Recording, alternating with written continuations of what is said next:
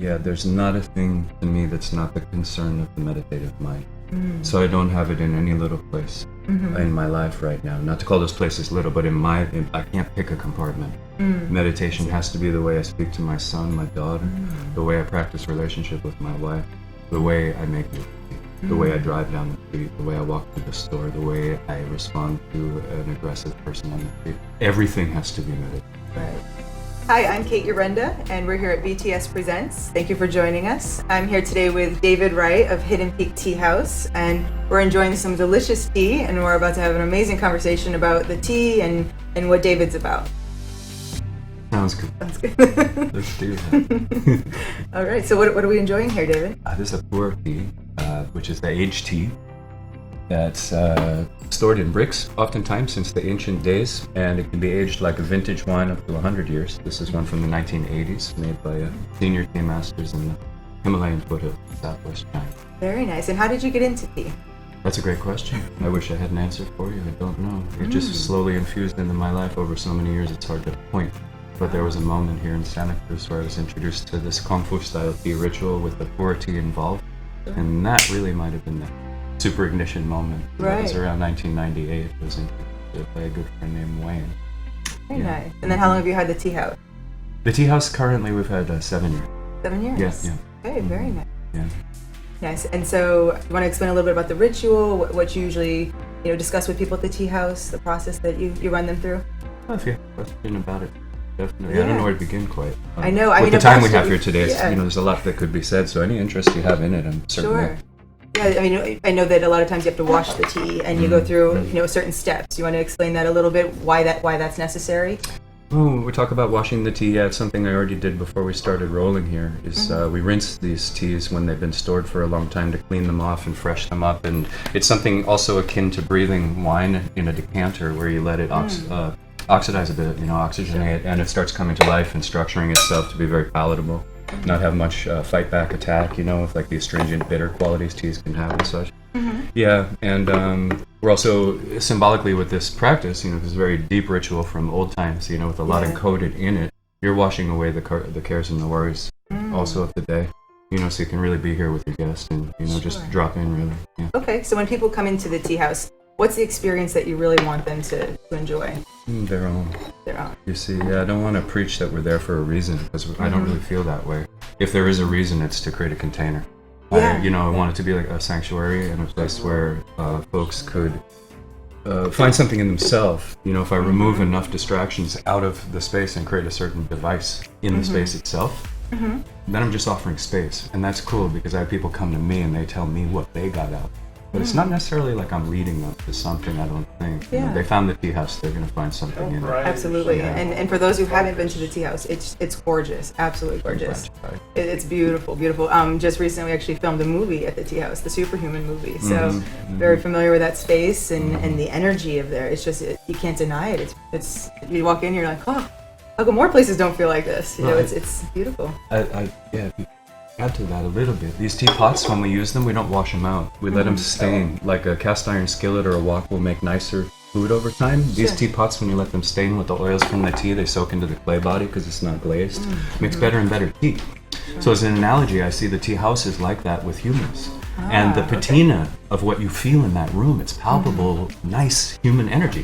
Because so many people come and they have really meaningful human experiences there, and a lot of love and a lot of openness and a lot of community building and sharing and such. So that's very noticeable. People walk in and oftentimes they've never been, but they have this big out-breath moment just standing there. Absolutely. And that's not us once again doing anything. That's just they're finding in themselves, wow, this is spacious. Right. This is what I feel like in space. Sure, absolutely. Right, absolutely. But this isn't your typical tea either. This isn't just green tea or something like that. I mean, what makes this tea so special and unique? We were talking a little bit about it before. Yeah, and not to be elusive, but honestly, we make the tea special. Sitting there on the table, it's, well, what's it going to do? Leave it there for 10,000 years, there it is, probably, in some form. But yeah, together a human that understands a tea, right, and a really good quality tea can do a wonderful thing. So I'm very interested in teas that are made sustainably, not hurting Mother Earth, not hurting other human beings. A lot of the industry, unfortunately, over the time period of the 20th century went into mechanized ways of kind of forgetting about all the things we really need to care about in the name of high production. So for me, that's a very important part of the intelligence of sharing this. And then ideally, once again, I'm dropping things to serve the tea well to you. And that would make maybe a special experience happen. Yes, oh, absolutely. Yeah. And the data about the tea, that to me is extra. I oftentimes might ask a person, please meet her first. Let her talk to you. Then I'll give you data. But how about just the voice and the expression of the nature in the tea, harmonizing with yourself before the data entry? Because data entry could skew the experience a little bit, you see. Yeah, people could get distracted. Absolutely. Yeah, very nice. And then we were talking earlier about our own individual practices with meditation and Qigong. Is this a form of or a part of your spiritual practice? I know it's a part of mine. yeah, and that's hard to say for me too. I'm sorry, like I said, to be elusive, but honestly, I can't find a place to stay with any of this. So this is always a meditation for me. But also, as with meditation, we have days on the cushion when we're really disgruntled and we've got all these like pains and these things distracting us that we can't quite get out of. Some days we can breathe through it and it's like we're in the expanse, right? So with the tea, oftentimes it's my meditation in noticing life, and so I would say all the time, but then I have to add every other human daily activity to that, and it becomes an endless list of daily activities, all calling forth my mindfulness and the necessity to notice what I'm doing so I don't hurt anybody. Right. And so with tea, even if I'm self-aggrandizing inside myself, not even saying anything to you, I'm not giving you pure tea. You know, if I'm thinking, oh, I'm a great man, and she's looking at me like some holy dude that's doing this special trip with this woo-woo thing, you know, then all of a sudden it's like I'm lost in some narcissism, and the tea is going to deflate in its potential to be a good thing to offer you, or a truly healthy item, you know? Right, absolutely. Yeah, so all that contamination of the mind has to eliminate, along with the fact that this is grown from seeds, not clone. It's no chemicals ever have been near where these plants are, and the humans who make the tea are happy people. But that has to be combined with my intention at the very last moment when the tea is poured to your cup, because that's been through a long journey. Absolutely, yeah. And yes, please. What are the healing components of this tea? You know, it's really great for digestion, but is there more to it that? Well, physically, I mean, they have a long list of things this is good for. This pu'er tea in Germany and France in the 1980s, they did a lot of testing scientifically and found lowering unhealthy cholesterol levels, weight loss, any problem with stagnation in the system, cutting fats and grease out of the system while you eat or after you eat, which is why this is the main tea drunk with the dim sum cultures of Hong Kong and Macau and Canton. This goes along with heavy pot stickers, greasy noodles, all this stuff, because it creates an ability to move it through. Tibetan people would rely on this tea because they had an animal diet up at 16, 17,000 feet where they can't grow any food. And oftentimes, even though they're a Buddhist culture vowing to be non-violent, they have to take life to sustain their life up there. In that, they wound up bound with an animal system. There's no movement because they were just mainly eating animal products. So this tea, when it came, was not only supplemental nutrition, because it's got an incredible list usually of minerals, vitamins, trace elements, all sorts of things that are in the tea. But then along with that, there was incredible digestive circulatory thing that happened. The list really goes on from there. Always coming back, however, to a fellow friend meditator, that the health benefit is in the doing and the attitudinal activity. That's health, because you can be going to a gym and following the perfect diet and doing all these things, but if your mind is contaminated with resenting people and staying stuck in your grudges, how much health is manifesting, and what are we really doing? So I always have to bring it back to that. Absolutely. Well, those are my favorite topics. Intention and manifesting. That's what I study all the time, because that is our day-to-day existence. That's our reality. It's everything is intention. I mean, whether it's your food or social interactions or what you want to manifest, it all comes from within. So I love that the tea, you see such an obvious response to that, the intention. You know, and I think a lot of people that go into the tea house would have beautiful intention, you know, to bond with somebody, or I'm sure you get a lot of couples in love. I mean, it's just such a romantic, a lot of first beautiful dates too. A lot of first Safe dates. container. I could see that. Yeah, I could definitely see that. That'd be an amazing first date to go grab some tea. You know, and I personally would love to see more people in society get into tea and get into these more, you know, ancient healing practices and really slow down. And you said mindfulness. That's the perfect way of saying it. Is when you're having the tea, you have no choice but to slow down and really be in the moment. It's beautiful. You really think you have no choice? Well, I mean, the tea's hot. You have to drink Yeah, slowly. You know? choice is an interesting, because the mind can be racing so fast while the body's doing all these spiritually correct things. Very You know, true. yeah. How many classes do we go to where people are doing the perfect thing and they're just like, "Wow, I'm the best." Look at that lame one over there. You know, you know what I mean? So we got to get real. We got to call ourselves out on these things, Sure. right? But you know, there's an Fair ancient saying in China that Zen and tea are one flavor, Zen and tea are one taste. And Zen is a derivative word from Japan of the word that was Chan, which was a derivative word in China from the Sanskrit origin, which is dhyana, which is meditation. So dhyana, when it was transplanted to China with the sitting meditation practice of Bodhidharma, was basically the way of meditation, the way of cultivating through meditation, through sitting practice, through really getting to watch your mind. Why would they say out of all products in the world that it's tea that is that? Right. They don't say corn and and Zen are one thing, although of course they are. But there's something inherent in this process that from ancient times, for some reason, tea becomes potentially ceremonial, ritualistic potential for engaging the mindful activity in daily life because it's a worldly doing. But it has a transcending quality, something about, I think, the plant medicine and the affiliate nature of the plant ally tea as a plant species. We have this symbiotic relationship where it encourages us to notice where we are and what we're doing while we're there. So it's fascinating. It's very fascinating. Yeah, it's interesting. Friend T that we have traveling with us through time, she whispers in your ear, "Yeah, it's okay to stop. Yeah, it's okay to slow down. Yeah, it's actually fine just to be here. There's nowhere to rush off to." And that's the benevolence of the allied plant, right? The actual plant herself, she tells us what we need to hear, what we're always wanting to hear, in a way where we actually hear it.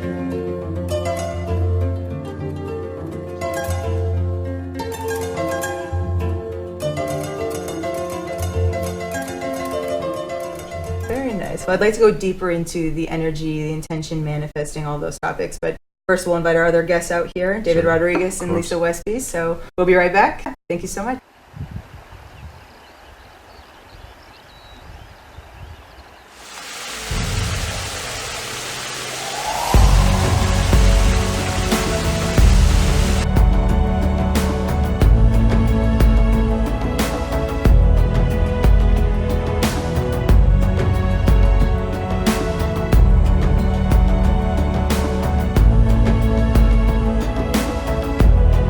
Hi, welcome back to BTS Presents. Today we are here with David Wright of the Hidden Peak Tea House. We're also here with David Rodriguez of Valor Academy and Lisa Westby, a Law of Attraction coach. So we're going to have a little interesting conversation here today about human potential, power of the mind, just what humans are really capable of. So I'm going to start with Lisa here because I love the Law of Attraction. Absolutely. So what are your experiences with manifesting and power of the mind and how that could really help humanity? Well, wow, those are Big a lot of big questions. Okay. I came upon Law of Attraction maybe a decade ago, but it's unbelievable. It sounds so simple. It's that power of intention, really, and how it can help humanity. I think a sense of focus. Sure, absolutely. Wonderful. Yeah. And then David, you want to tell us a little bit about Valor Academy and what you do to help children? Yeah, so I'm a publisher of a book about the history of the school system. So what's interesting that parents, anyone who has a kid, I say schools were designed specifically to create obedient workers and obedient military men. And so I was so amazed by the work of John Gatto, and so that's the problem. But then the solution is what I created through Valor Academy, and the philosophy is that the world is the classroom, and anything and anybody you can learn from can be your teacher. So kind of open source learning is the whole fundamental idea. Like a lot of parents think that schools or education ends like at graduation, but actually that's called the commencement ceremony. That means you're beginning. So helping parents understand that the learning process is lifelong, and so that's what Valor Academy is about, doing accelerated graduations, apprenticeship, hands-on learning, and I think we're beyond the point of needing to memorize all these facts and things that maybe some of us learned in school. We have the devices, so now it's about learning to be creative, be imaginative, tapped into our intentions like you guys were talking about, and so helping parents realize that I think is the goal. Wonderful. I love that. And I love how you said that the world is our classroom, because that's really what it is. It's the human relationships, it's the travel, it's just putting yourself out there and trying new things. That's really where we get so much value. And And I love how you mentioned the technology too, because David is so fascinating. He actually, if you want to explain it a little bit, but your take on technology. Well, I have to relate to it. It's the world I live in, and it's here. It's not going anywhere, and it's not my enemy. Mm-hmm. And there's something going on that we're all feeling that we're not quite sure.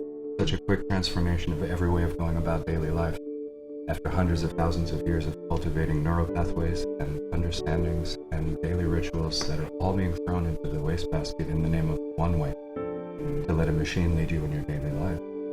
I don't know what this implies. It could be leading to the greatest transformation of an altruistic world. It could be leading to some toilet bowl effect of us all going down the drain and taking down everybody else with us. I don't know. And I don't think there's anybody to blame. Yeah.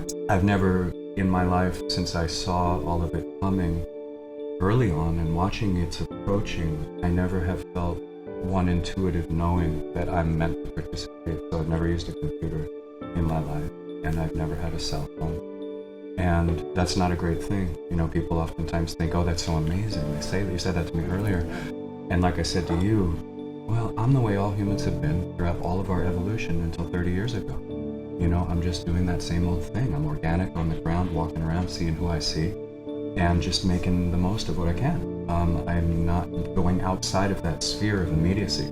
It's just my design, I guess. You know, so it's not special, and I'm not really needing to rail against the world because I pathetically did that for so long as an activist that I maxed out my sacredness of being so against and so judgmental and critical. Self-aggrandizing, putting people down doesn't get me anywhere.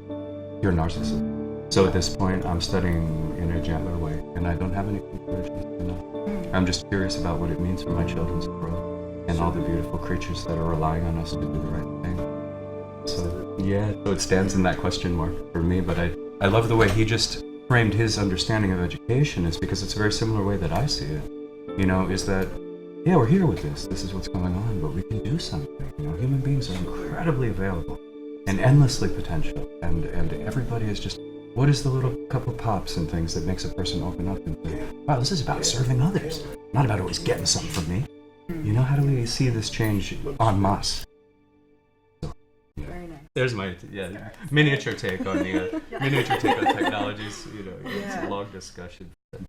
It is, and it's just nice to hear people even and talking about it and being open to it and questioning it, because it's so easy to just go along with what everybody else is doing, but the effects that it's had are undeniable. I mean, we've all seen it, right? I mean, it's there. It's something that we do need to talk about, and even on an energy standpoint, I mean, taking a break from it. I mean, how many of us can actually go a whole day without our cell phone? Well, I know you seem to have that down, but could the two of you go a day without it? I mean, it's tough. I mean, you struggle with it, but it has negative effects that we do need to talk about. So, I mean, my big topic here, though, is definitely the human potential. What do you think humans need to be doing right now to kind of counteract that and counterbalance that? Breathe. Yes, breathe. I forget to breathe constantly. You know, David, you're talking about really staying present. You know, the T had the long journey and keeping in your breath. So that's one way. Breathe. Okay. Yeah. What I would say is feel.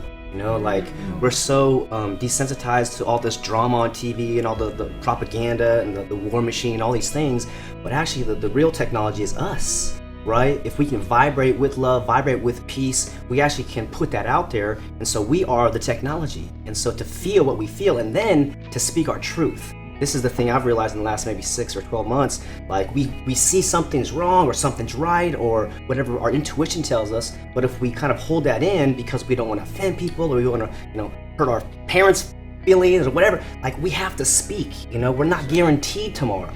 And this is the harsh reality. And it's a beautiful thing too. It makes life meaningful. That we're actually here to speak and to be, and I like how you said, like boots on the ground or, like connected organically, walking around, meet who you meet. This is a fast ride. And so we do have such good opportunities and challenges with technologies, but the fact that we can just discuss these things and share, tea and ideas, I think is so exciting because we can do greater things. And I think this is the great lesson of true education, right? The root is educo, means to pull from within, to draw out. So actual education is not trying to like pour in, but to unfold and manifest actually.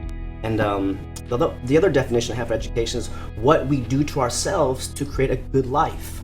So this is why the one-size-fits-all education is terrible. because they try to give you a nationalized curriculum or state curriculum, say this is what your child needs, and so they do that from age 6 to age 18, the most impressionable years of our life, and so we get stuck in that model, and it's very disempowering. So I think the open source model of that you are potential and you can draw from within and vibrate and speak your truth is definitely a recommendation that I have for all my friends. Absolutely. Oh, absolutely. And can you imagine if education were more focused on the power of the mind and manifesting, if we'd actually learn how to tap into our innate superpowers and unleash that? And can you imagine what the next generations would be if they were all taught how to meditate, to do qigong, to do these practices, what we could really achieve as a global sensation. I mean, we could do anything. It's incredible. It's undeniable, for sure. So, at least you want to talk a little bit about your manifesting or your practices, and I know you're into qigong as well. Yeah, this woman got me started on qigong, and I hope you guys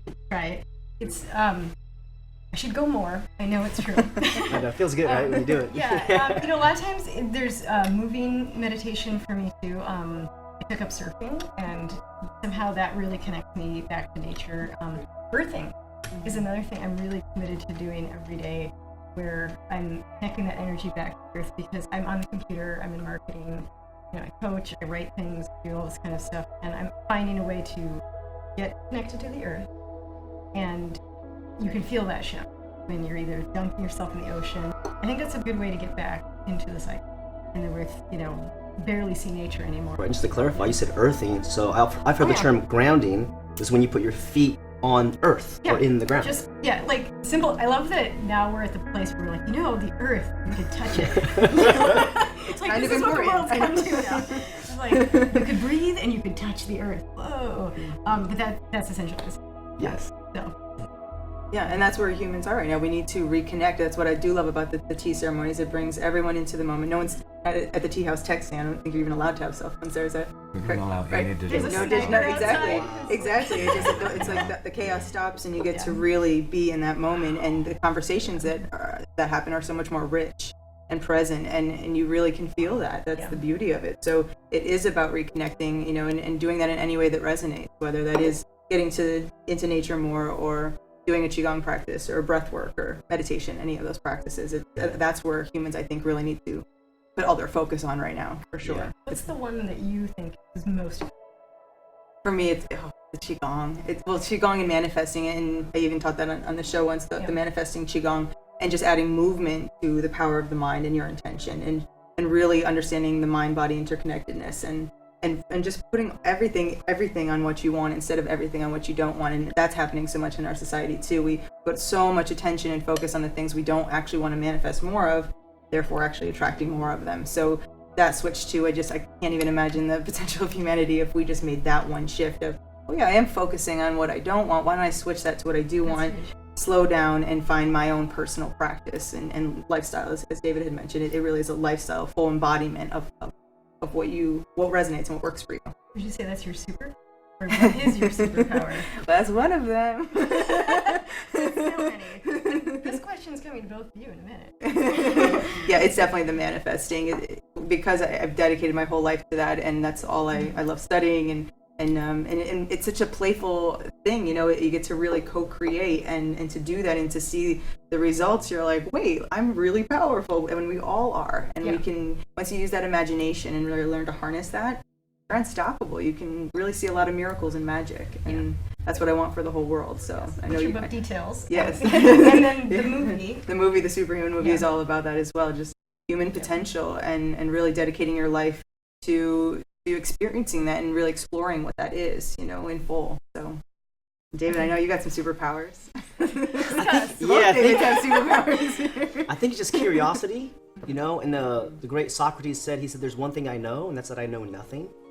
So if he's considered one of the wisest men to walk the earth, and that's what he said, I think that's a good tenet to put my hat on. So, that's the other kind of quote, is that the most disempowering thing is when you think you know something that's not true, right? So curiosity, seeking, and just trying to tap into my humanity, seriously, the school system is so damaging, it really is. So I disconnected to who I am, what I love to do, what I enjoy, and so tapping into that, life is beautiful, humans are beautiful, and to remember that, and just to experience love of parents or family or siblings or just strangers, to put that out there. So I think curiosity and desire to express love is some of my superpowers. Very nice.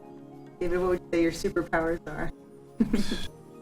I don't know how, but I feel everything that's being said. I think my process is I'm undaviding David. And in order to do that, then there might be a real David here that could actually be just a servant of the necessity of whatever it is. Meeting it well like an Aikido, moving with the energies, even aggressive energies. How do you harmonize with them and allow them passage and transformation in the passage? You see. So accepting difficulties, I would say, is my prayer. Is that I get difficult things, which is a very unusual prayer to have, but my whole practice relies on that. Is that I want the challenges now. I want to make this human life incredibly beneficial, so I want to get it all done now. And I'm welcoming these things. I'm not unnecessarily calling forth calamities and problems, but my latent karmas, as I see them, the way I see life, they just arise anyway. They're going to come up anyway. So I'm just calling them forth so I can really deal with them now. So I don't know if you call that a superpower, because as I do that, there's less of me here. So I don't know what mine means at that point, as far as the identification. That's the hard part. Sure. It's like the thing. It's like you might call me the owner of the hidden BT house, but how's that possible? I don't even own my body. And I know that. I don't just think. You know what I mean? Right, but absolutely, and that's so much of what the superhuman movie is about. Yeah, exactly, and that's what the movie is really about. Is that it's about we build up the self, the identity. That's what education really is. It's the me. We get our titles and we chase after all of that. We chase after all of that, and then it's really about the unraveling of that. That's why the best education, I think, does come after our school years, because that's when you kind of wait. Well, who am I? I was told who I am by my parents and my friends, and I built up the me. But really, when I shed all of that, who am I? What am I for real? And you realize, oh, there really is no me. We're all this life force energy. We're each just energy beings, a beam of light.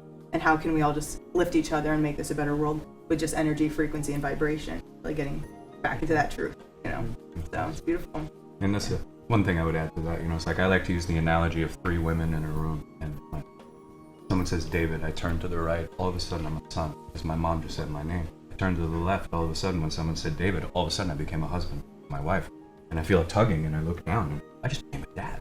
All within like 30 seconds. You see, where's the identity?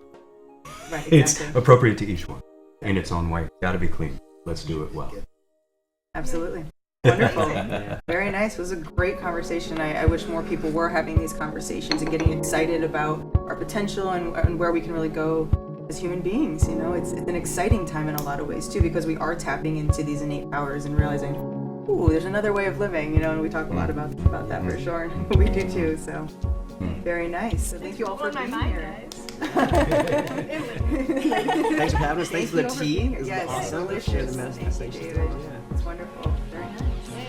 Yes. All right. Go human. I'm definitely pro-human. Pro human. Yes.